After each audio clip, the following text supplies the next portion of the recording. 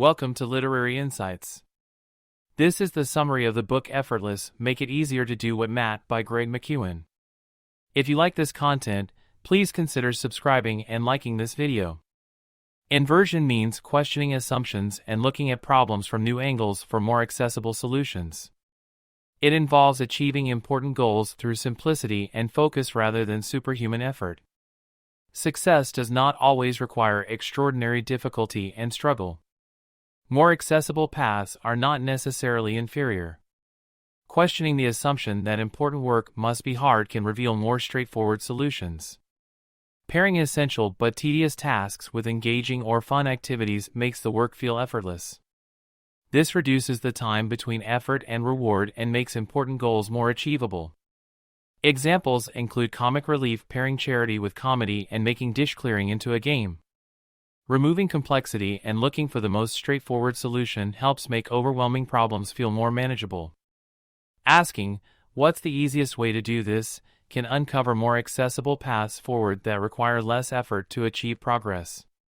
Indirect approaches are often more accessible than tackling problems head-on.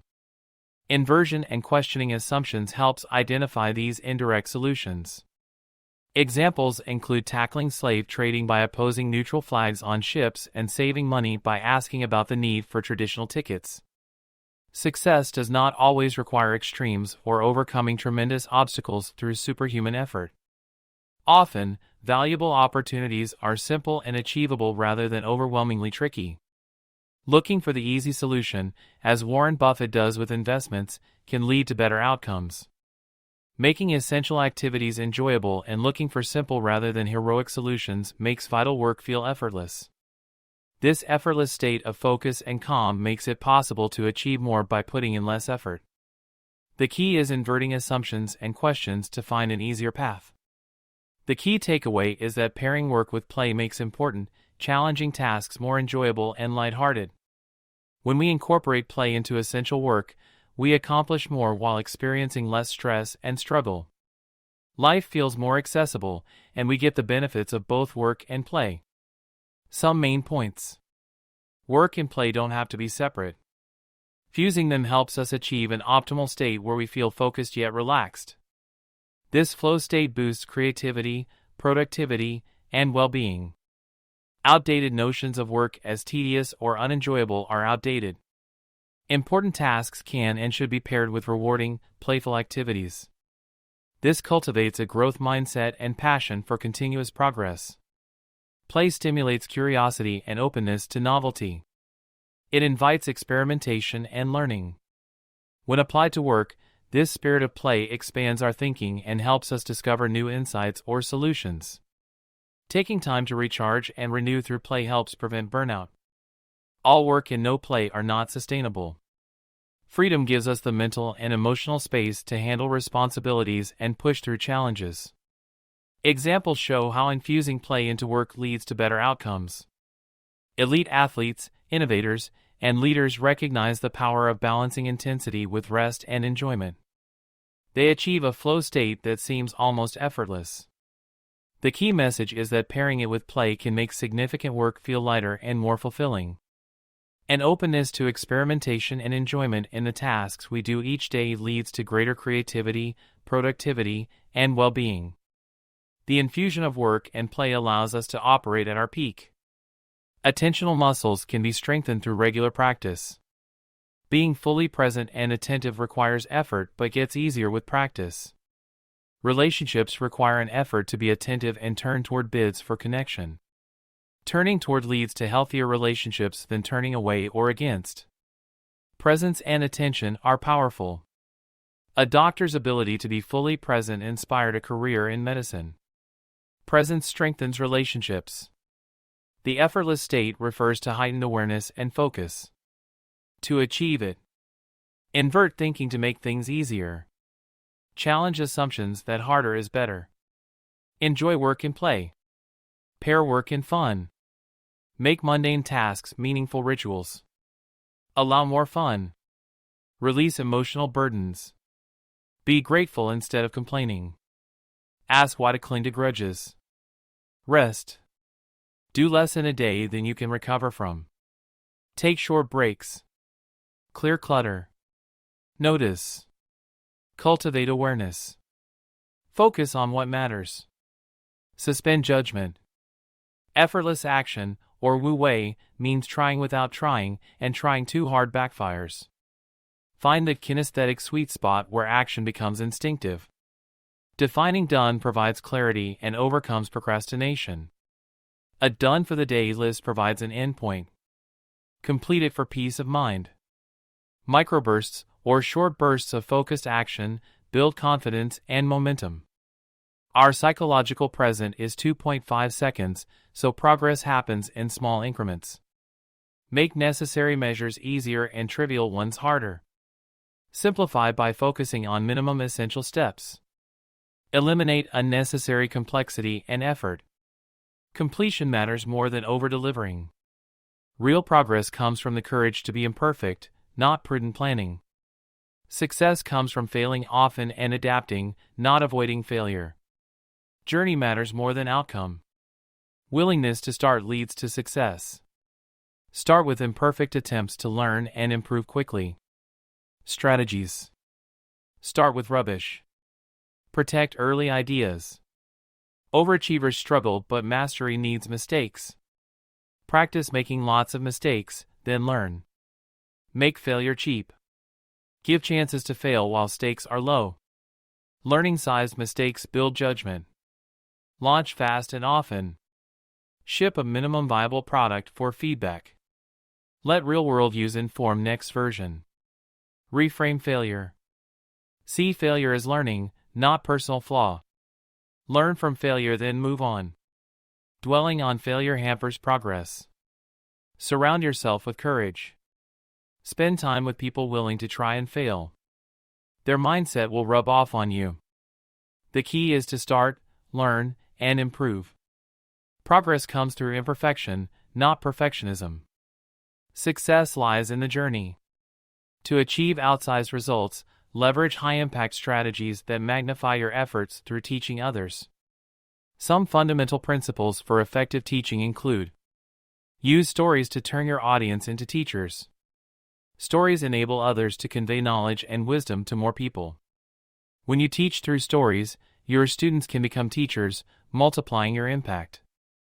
Learn to teach, teach to learn. Preparing to teach the material to others enhances your understanding. Teaching is one of the most powerful ways to reinforce learning and mastery. Follow the Sesame Street rule. Identify key messages and simplify them. Make ideas easy to grasp so others can teach them. Tailor to your audience's level of understanding. Give people the ability to teach themselves. Provide resources for self-education so your students can continue learning on their own. This extends your reach and impact over time. Teach how to solve problems, not just fix them. Teach logical thinking and first principles so students can solve future problems, not just a specific issue. This creates lasting capabilities. Make teaching a habit. Consistently look for opportunities to convey valuable ideas and skills to others. This could be through writing, speaking, video, or in-person training. Develop teaching as an ongoing practice. Choose high-leverage skills to teach. Focus on skills that can be broadly applied and reused. Teach foundational knowledge and methods that translate across domains. These skills will have the most significant ripple effect. You can achieve exponential results through teaching. You create a ripple effect that magnifies your impact by conveying high-leverage skills and enabling others to become teachers. Make teaching a habit and choose skills that benefit people broadly. Over time, you can build lasting capabilities in others. A little girl named Eve got very sick. Her parents wanted to help her get better. At first, they worked hard to find out what was wrong and get her better doctors. But after a while, they were getting worn out. They realized the best way to help Eve was to take it easy. Instead of constantly worrying and asking many questions, they made each day good. They did fun things together as a family and tried not to feel upset. This helped Eve feel happier too. The parents learned that sometimes trying too hard to solve a problem can make you tired and upset. It's best to stay calm and focus on each day, one at a time. This will give you the energy to handle difficult times. And it will make the people around you feel better too. In the end, Eve started to get better little by little. Her parents were glad they didn't give up hope and chose to make the best of each day. By taking it easy, they found the strength to help Eve through her sickness. The big message is, when times are tough, don't worry yourself sick. Stay hopeful, focus on today, and keep things light. This will give you the power to overcome challenges healthily. Here are the key points from the passage. Sam Elliott became overextended at work after his company was acquired, saying yes to too many requests and rushing between meetings. This lowered his productivity and work quality. When offered early retirement, Elliott's mentor advised him to ignore non-essential requests and focus only on meaningful work. Elliott started evaluating all requests and commitments based on whether they were essential and the best use of his time. He began frequently saying Elliott initially hesitated to refuse requests but found colleagues respected his honesty. He applied selective criteria to all requests and stopped attending non-essential meetings. Cutting out non-essentials gave Elliott more time to focus and plan. Instead of rush jobs, he could devote quality time to meaningful work. His productivity and work satisfaction increased. The critical lesson is that essentialism, discerning what matters and cutting out the rest, can reduce overcommitment and increase productivity, meaning, and well-being. We must stop dividing our time and efforts and instead align our lives with more considered choices. The passage highlights how evaluating all requests and commitments against selective criteria, learning to say no, and eliminating non-essentials can help overcome overextension at work and reclaim productivity, meaning, and work-life balance. An essentialist mindset that discerns what matters can enable better focused and higher impact efforts. Doing less but better leads to more. Elliott adopted an essentialist philosophy of focusing on what mattered and eliminating everything else. The fundamental principles of essentialism are: choose, focus on what's important, not just urgent.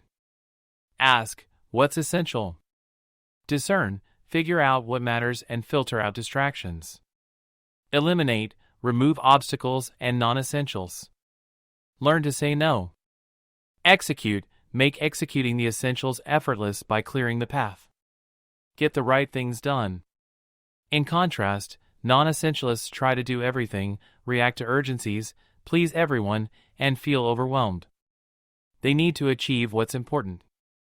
Essentialism leads to choosing what matters, feeling in control, accomplishing the right things, and finding meaning.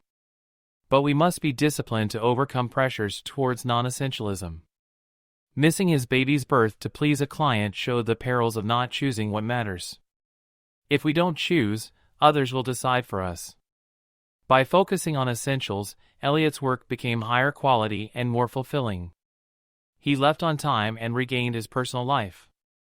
There were no adverse consequences. His manager and colleagues respected his valuable work. His performance and pay increased. Focusing on what mattered restored the quality of his work in life. The key message is that eliminating non-essentials and focusing on what matters allows us to achieve more importance and live balanced, meaningful lives. Success comes from doing fewer things better, not doing more things poorly.